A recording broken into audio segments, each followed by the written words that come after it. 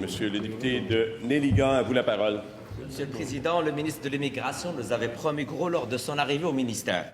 Il nous disait que l'intégration serait mieux, que les délais de traitement seraient mieux, que la pénurie de main-d'œuvre qui touche l'ensemble du Québec diminuerait parce que l'arrimage entre les besoins du marché de travail et les nouveaux arrivants serait meilleur. Or, le constat aujourd'hui ne témoigne aucunement des prétentions du ministre. Le bilan du ministre, des cafouillages autour de la réforme du PEC pour lequel il n'avait aucunement consulté les partenaires, qu'un cafouillage autour de la gestion du programme du parrainage de personnes réfugiées. Le bilan du ministre témoigne non seulement de son manque de rigueur, mais aussi de son manque d'empathie. Le bilan du ministre, Monsieur le Président, parle plus d'une approche brouillonne. Le ministre nous disait que les délais de traitement seraient de 6 mois sous sa réforme. Or, la réalité, c'est que les délais de traitement ont augmenté de façon majeure sous sa gouverne. Alors, Monsieur le Président, est-ce que cet après-midi, le ministre justifie encore une fois à notre échec? De l'Immigration. Alors, merci, Monsieur le Président. Écoutez, vous avez vu au cours du mois de janvier le programme de parrainage. Monsieur le Président, j'ai reconduit les seuils ainsi que la méthode que le Parti libéral avait mis en place.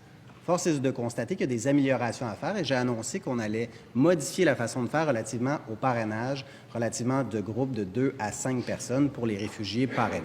Pour ce qui est, Monsieur le Président, du bilan du ministère de l'Immigration, je pense qu'on peut en parler et je pense qu'on peut en être fier. Vous savez pourquoi, Monsieur le Président? Parce que Radio-Canada dévoilait aujourd'hui qu'au niveau des cours de francisation, il y avait une augmentation de 24 depuis les mesures que notre gouvernement a mis en place, Monsieur le Président. Qu'est-ce qu'on avait fait?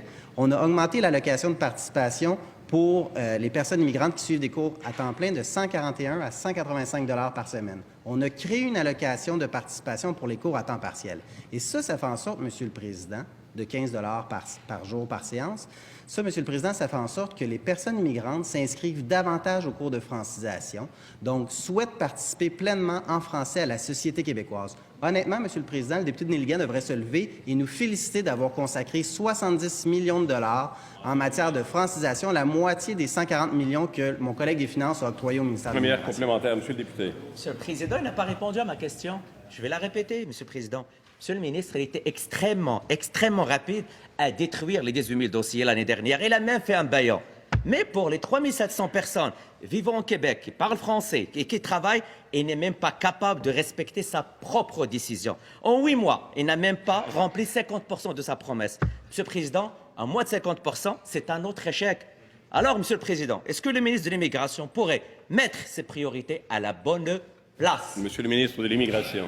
Alors, Monsieur le Président, le collègue de Néligan fait référence aux 3 700 dossiers qui avaient été invités. Alors, l'ensemble de ces individus-là qui faisaient partie des 3 700 dossiers ont été invités, Monsieur le Président. On a fait une séquence d'invitations par mois pour laisser le temps aux gens de déposer leur dossier. Certains ont répondu à l'invitation à déposer leur dossier et leurs dossiers sont traités, Monsieur le Président, en fonction de la grille qui était en vigueur. Alors, toutes les personnes qui ont répondu à l'invitation du ministère de l'Immigration verra sa demande traitée. Et comme je le disais, à l'intérieur du système Arrima, c'est à l'intérieur de 6 mois. Parfois, ça dépend du temps que les gens soumettent leur documentation avant de pouvoir être invités et que leur dossier soit complet. Alors, on est dans les délais, on respecte l'engagement que nous avons pris auprès des personnes qui avaient soumis leur dossier. Deuxième complémentaire, Monsieur le député. Monsieur le Président, la situation était simple. Des gens vivent déjà au territoire québécois avec des emplois bien intégrés, qui parlent français. Pourtant, ils n'ont pas encore reçu leur acceptation à demeurer au Québec pour de bon.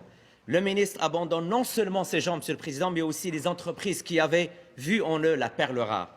Tout ça au détriment de l'ensemble des régions qui souffrent aujourd'hui d'une politique anti-économique et inhumaine. Monsieur le Président, je pense que le ministre de l'Immigration doit prendre au sérieux les délais qu'il est en train de mettre en place à cause de sa politique. Monsieur le ministre de l'Immigration. Écoutez, Monsieur le Président, depuis qu'on a adopté le projet de loi numéro 9, on a fait 10 invitations avec une séquence dans le temps, Monsieur le Président, pour être certain que tout le monde reçoive les invitations dans le cadre des 3 700 dossiers qui faisaient partie du 18 000 dossiers. Pourquoi, Monsieur le Président, on a fait ça? Pour s'assurer de faire en sorte que les gens qu'on sélectionne désormais répondent aux besoins du marché du travail. C'est pour ça qu'on a remboursé 14 000 dossiers, Monsieur le Président.